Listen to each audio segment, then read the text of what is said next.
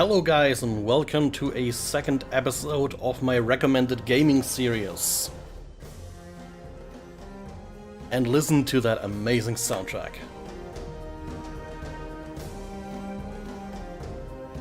Oh man, I could listen to this for days. And I did in fact. So today I gonna show you Legend of Grimrock. Also a somewhat slightly older game, I would guess by now.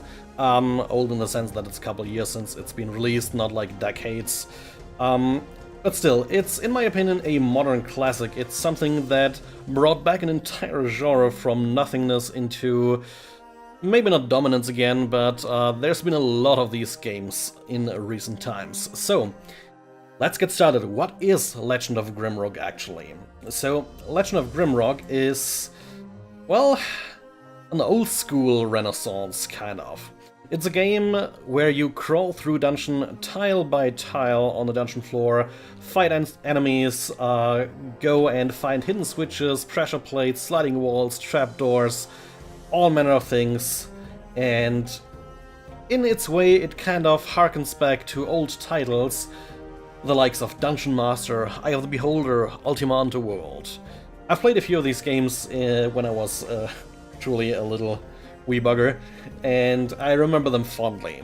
What's amazing about this game, it looks pretty good, it's got a fun story, it's deeper than you would expect for back when it came out, what it looked like at first, and it's done by only 4 people, a 4-man team from Finland.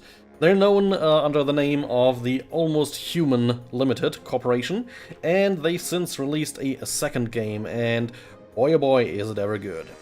So, I've talked enough by now, let's go ahead and actually go into the game, shall we? So, we can create our characters, and that's something we definitely want to do. There's old school mode if you're basically a masochist. It turns off automatic mapping for you completely. Essentially, take a grid paper and pencils and get ready. I've never done that, I never will. There's some comforts I just want to have. So, we are a group of 4 people. We can choose humans, minotaurs, lizardmen, and insectoid as our races, and our people can be fighters, mages, or rogues. That's the baseline. We also have various abilities, and we have skills we gain, as well as some traits. So we're gonna start off with a beefy frontline. We're gonna take a minotaur. Let's get a good name. Something that sounds Minotauran. Gorful works for me. So we have 4 portraits. You can import your own if you really want.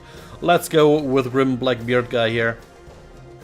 We're gonna make that guy. Honestly, let's go for axes. Axes fit a Minotaur, don't they? So they only have 1 skill point, the Minotaurs. Trait-wise, there's a whole lot of stuff. Depends on what you want to do with it. I'll not explain everything in detail here. Let's go with tough. He's our frontline after all. Do we want to go strength or not? Alright, there's the Headhunter trait, which gives you attack power for each skull you carry. They are a kind of hidden thing throughout the game, very fun to look for. So, our next character, let's go with her. Redhead, she's gonna be a fighter. What she's gonna be doing is dancing around with swords, basically. And a lot of armor. And athletics, I would guess. So, what traits do we want for her? Well, we could go with skilled and give her a lot more skill points right at the start here. Evasive. That's always fun to have. But I think we're just gonna go with athletic here, because strength is always good to have. And you know what, for starters let's go with skilled. That means we can go up to armors a little bit and pump another point into souls here. So, we have not yet done any skill points, attribute points actually, so let's fix that real quick. We're gonna bump up our Minotaur to 10 dex, so he has some better hit chances, some more vitality, sure, bit of strength, and willpower, so we have more energy for actually attacking. Our warrioress, bit more strength, bit more dex works for me. Then we're gonna go and get ourselves a mage. Sure, let's go with an insectoid. Insectoids are less strong, less vital, but have a lot more willpower, which is gonna serve us quite nicely. So, which magic do we want to go down? For now I think we're gonna go with, sure, ice magic. We're gonna give him aura for more energy, and then we're gonna go down skilled because we want air magic, that spell. If I can actually remember how it works. Some spellcraft, sure. And then we're gonna take a lizardman, they're dexterous, and we're gonna make him a rogue. That guy here looks fine. So, right, we need to go down assassination really hard for that guy, if we want him to attack from the backline. I'll explain something about the party setup in a moment. Or do we want him to be our archer? You know, that sounds fine. Archery it is.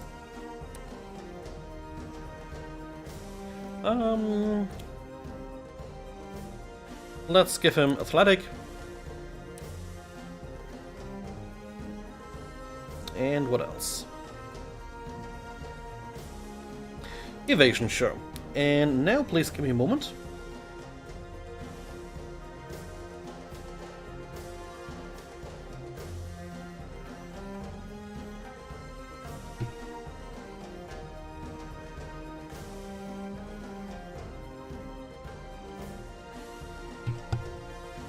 Okay, I'm back. My microphone bitched around there for a little bit. Had to deal with that.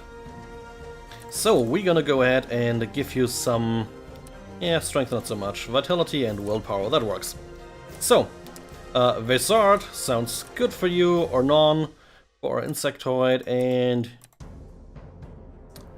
Dea, sure. Okay, so... look at that frickin' mountain. That is Mount Grimrock. A towering spire looms above the clouds, a weathered rock that has stood tall for ages, longer than the histories of man have been written.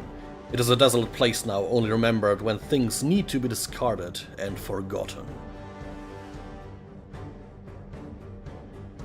An airship struggles to gain altitude as it floats towards the peak.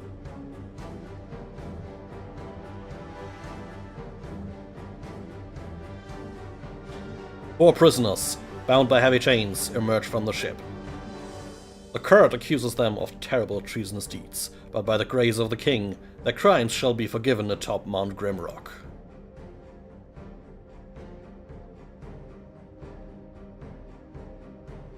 Their final trial is at hand. Numerous prisoners have received their pardons here, yet none have returned to live their life in freedom. They are at the very top of the world, and below them, only darkness and justice awaits.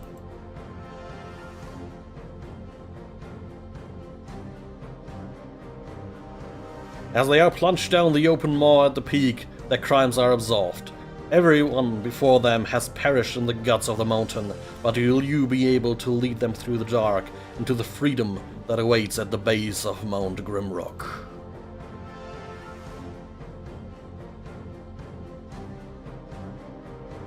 A very cool premise in my opinion.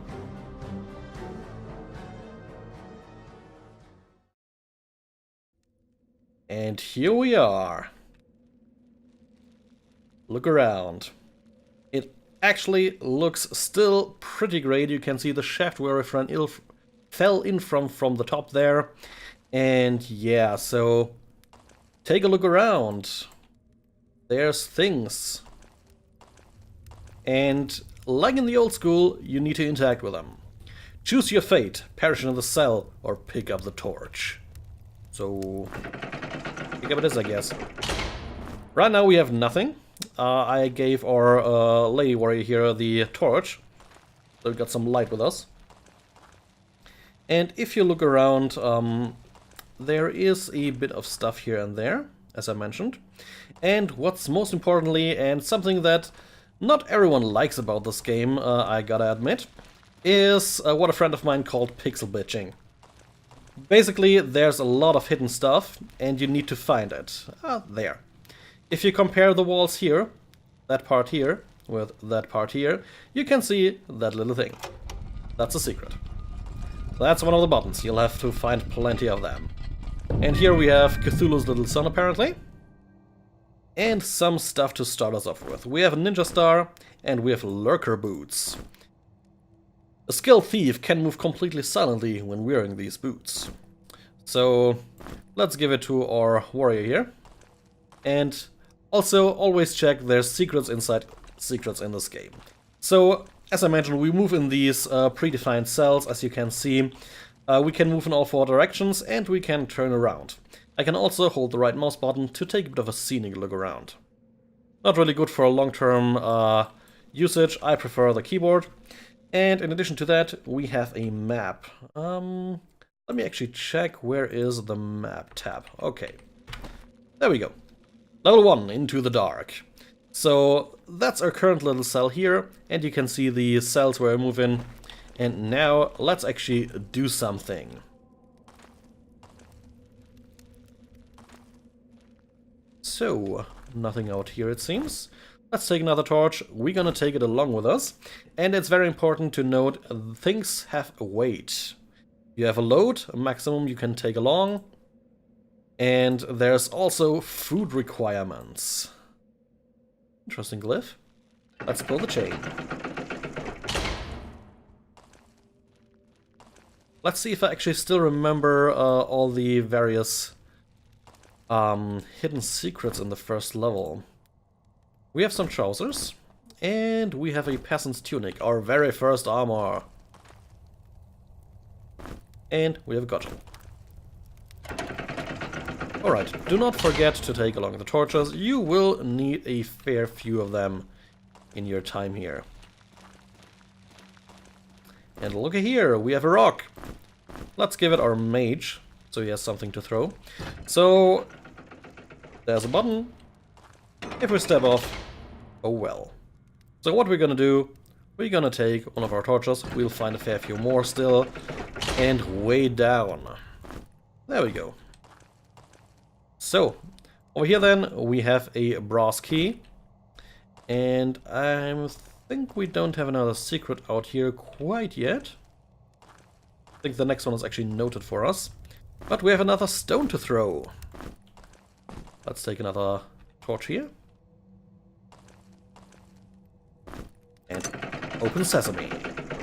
In we go. Okay, there's another keyhole. And here it tells us loose rock. This is the first hint you ever get about that one. And looky here, another, let's call it not quite a secret. I mean, the game doesn't even count it as secret because it's the required critical path. But hey, so there's that. Okay, still no enemies present. Let's take another torch.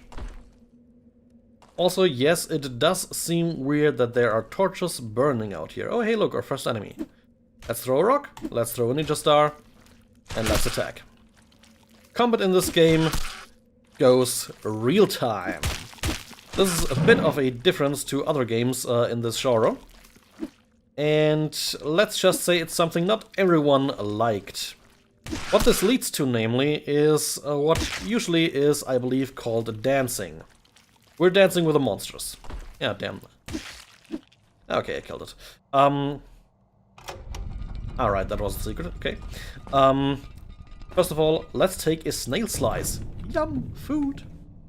What this leads to is that the combats require you to dance around the enemies a bit, and not everyone liked that, which is fine, but I personally really enjoy it. It's a bit of an interesting take. We have leather boots that grant us +4 protection. Let's use it. We have leather pants. Let's use them as well. And we have a knife. Very good. This one will pocket as well. There wasn't a secret here. So yeah, the stancing with enemies can get pretty hectic and rough, and not everyone like that. I personally do. It means you need to plan your strategies for fighting somewhat early, so to speak. You need to be aware of your environments at all times, and that's not something that everyone really likes.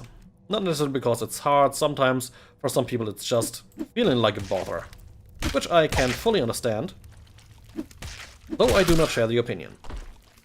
So yeah, like this, we basically just always retreat when the enemy comes close enough. Whenever it moves in, we give it a good whacking. There. So we basically try to dance around the enemy so that it cannot attack us properly.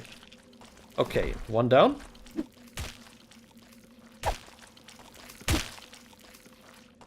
Come on. Alright, what was Frost again? Was it this one? Yeah! We discovered a spark spell. First of all, though, let's pocket all the yummy, yummy snail food. So, magic in this game works by this 3x3 magic grid. Let's go actually to our character sheet here real quick. If you hover over air magic, you can see we have level 4 in air magic. That's why I invested the extra points. We got the spell Shock. That was the one I just found. I remember the runes from when I played a couple years ago. And there's more spells at 9, 14, 19, 22, and so on. And each of that spells has a unique combination, which you should be aware of if you want to use them. So, yeah. Trial and error? Not fully. There are scrolls out there that tell you these combinations. Okay, there's a way over there. Nothing here.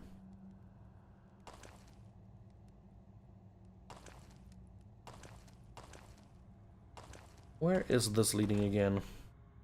Are we going... No, we're going in a new way. Good. Okay, there's more stuff here. We have a baked maggot. Another rock. We have sandals. Sure, protection over evasion, actually. Evasion is this guy's beef. Here we have a loincloth. The loincloth reduces our willpower but gives us attack power, and it doesn't give us any protection. So you get that, you get those. Yeah, they have a bit more protection, and you get protection as well then. So, am I misremembering, or was there a secret in here? Seems I'm misremembering, so let's continue onward. Maybe that is somewhere in the sidelines here, but I don't want to waste too much time here.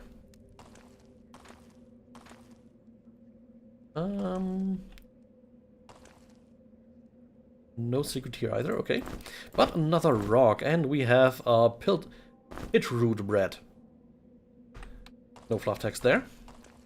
So, now we need to go over here. Here's another thing. So, to close the pit, something needs to fly. So, let's toss something. And yeah, indeed, it weighs down the plate here, and we get another key. So we pick up the rock, and I'm currently actually doing that with intent. I want to fall down. If you fall down, your people scream, you take a shit ton of damage, and we are now in level 2. A very specific part of level 2 that's directly under the pit here. And if you can hear the moving about noise, that's enemies. So, you can't fly. What can? Well, they're a bit on the nose there. But yeah, I'd rather like to keep our throwing rocks here. So, now we have what we need. Here we go. Okay, so what's this about? Big giant leering face with no eyes. Heal my sight. So, yeah, we need to heal his sight. We need to find something to make him see again. Let's be careful on the secrets front here. Don't miss anything. And you saw something moving there, maybe?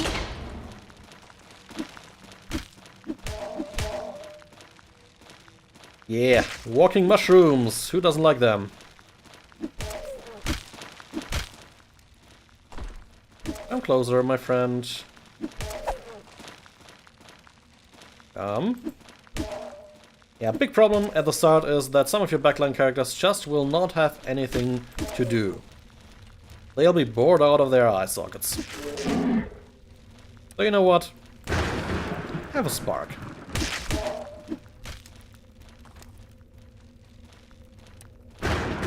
You have another one. And here we basically do our typical dance. There we go. Okay, now let's see. There is one more over here. That was a fairly good auto strike there.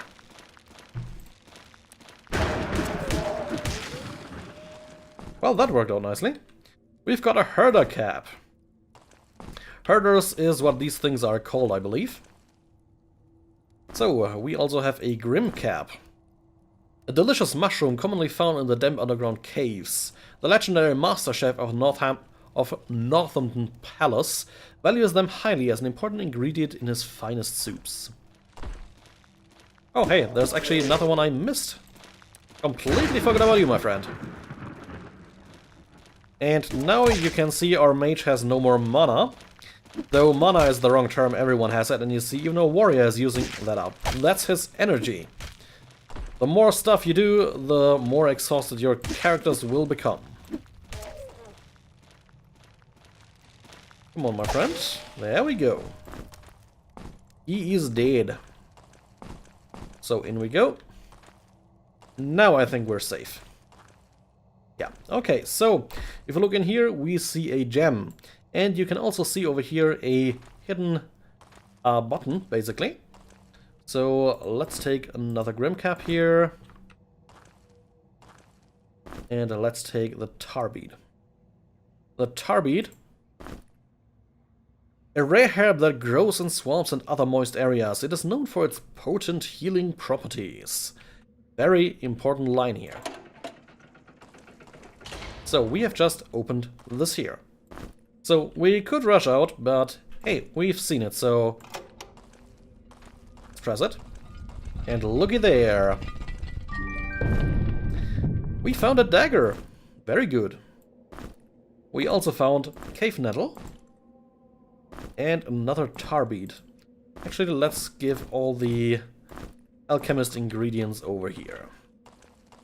So, is that everything? I am actually not sure. But it seems like it. Oh, if you look, the lighting just changed. That's because our torch is slowly running dry. We'll keep it around a little longer. But hey, we can already go ahead and check that in there.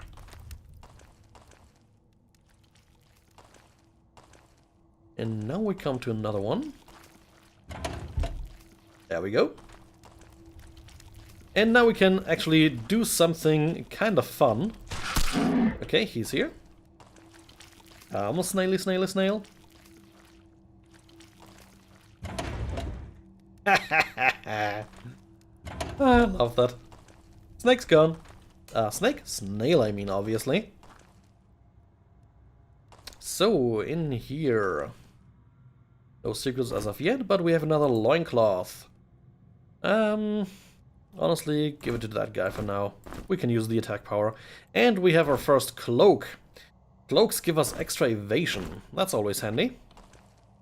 And here we have a scroll of fireburst. And you can see it's quite an easy spell, but it's required fire magic too. Well, we don't have that.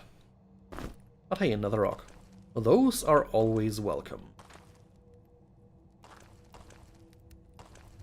Let's venture onward. Let's leave this where it is right now.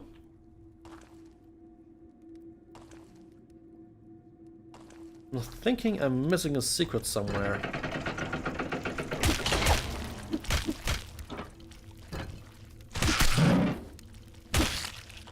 There we go, one down. Come closer.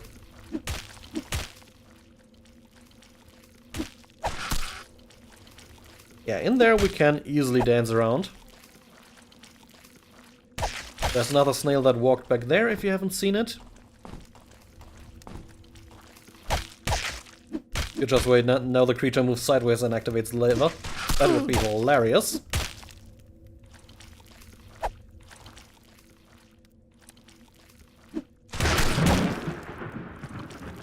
Okay, there we go. Reach it down. So, did we leave anything in here? No. Well, I took it or didn't drop anything. Okay, no snail meat anywhere, except for here. Let's take those with us, and that one as well. This time it didn't auto-collect because it was on a pressure plate. And looky there. And looky there as well. Oh no, what shall we do?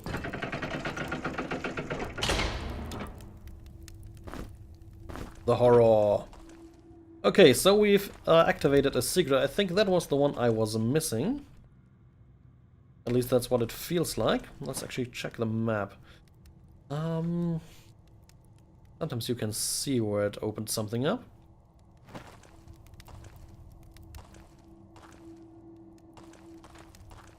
Ah, well, whatever. And now, let's fall down. And that is the snail we actually dumped down here. Plus his new friend. Oh, we maneuvered ourselves in a bad spot there.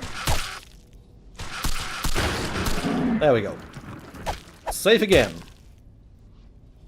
That's something you desperately need to avoid in this game. That one certainly didn't hit from the noise. Come on. There we go. Reach it down. So, down here we have a peasant's cap. Let's actually finish her gear here. And do we have something else here? Another rock, that's a certain. Here we are. Very good. So, now I guess it's time to take care of our little friend here. But first, let's make sure we didn't miss anything that may have opened from the secret.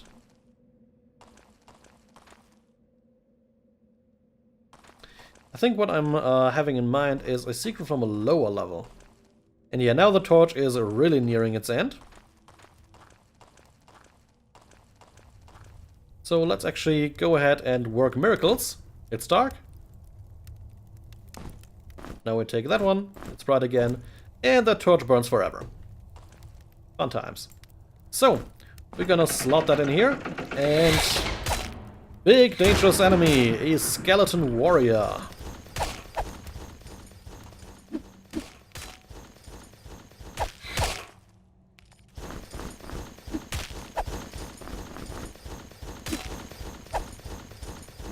Okay, come on. Let's get you killed, my friend.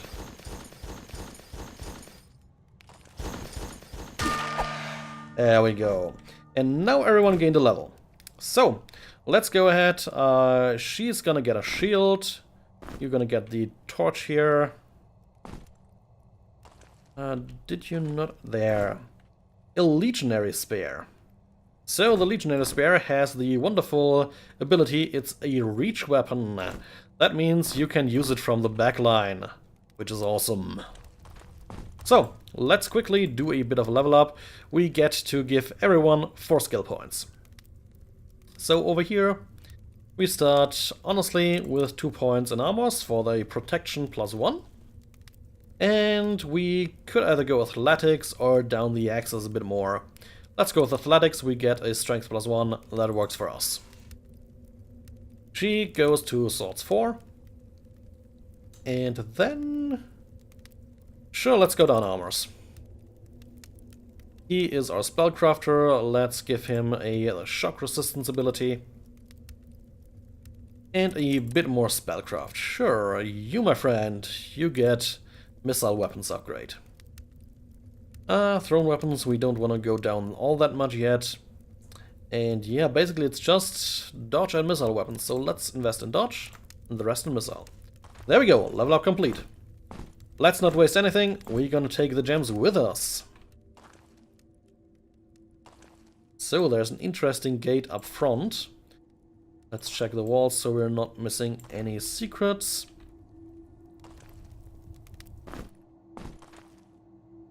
There. Well, nothing happened quite yet. We'll go over here. That's because this here. Doors of iron. These ones. Great rewards can be found behind these doors. To gain access, look carefully for small details and use your wits. Easy. So, in here we find a whitewood wand. What this does, let's actually read it quick. A beautiful crafted wooden wand that can be used to channel wizard's energy. There you go. Gives us plus energy, costs, requires some spellcraft ability, but hey, here we go. Not only that, we have another scroll. This magical stuff is a powerful weapon when wielded by a potent mage. Sure, let's put it back. This is now gonna be a library. Also, we've got a shit ton of torches. That is good. We'll be needing them. And over here we have a giant-ass floating crystal. Let's read up. Crystals of life. Touch to regain health and restore life. Awesome. And then over here, before we can go down, we have the scroll of poison cloud. Works as well. And you know what? For the funsies, let's complete our library out here. There we go. Like 7 scrolls or something now.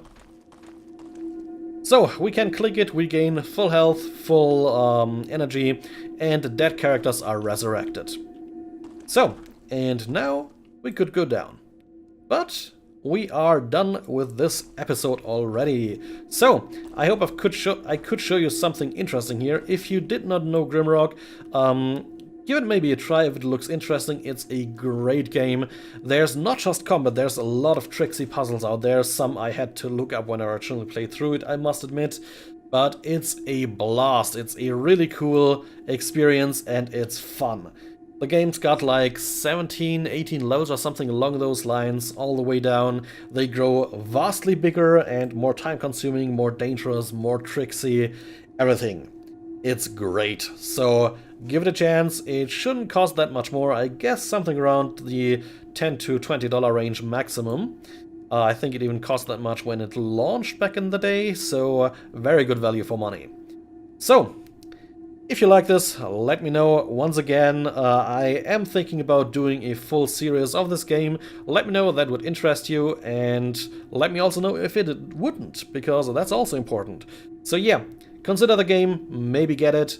It's awesome, and there's a lot more content out there. Notably, something I want to mention, which I nearly forgot just about now, is the Master Quest. Some crazy dude went ahead and used the dungeon editor that is available in the game in case you want to do your own dungeons. I did that, it's awesome. And recreated the entire, really, the absolute entire main game to learn how to use it. And when he was done, he basically decided, hey, let's make it bigger, better, and more awesome. So he added in a secondary story you can follow along, a lot more secrets. I think he doubled or tripled the number of secrets. He spruced up the levels in general, and it's just a much, much better experience overall. The base game is already amazing. Master Quest is the cherry on top. So, if you're interested, or if you do know the game and haven't heard of Master Quest, go check it out. That's it from my side. I'll see you soon.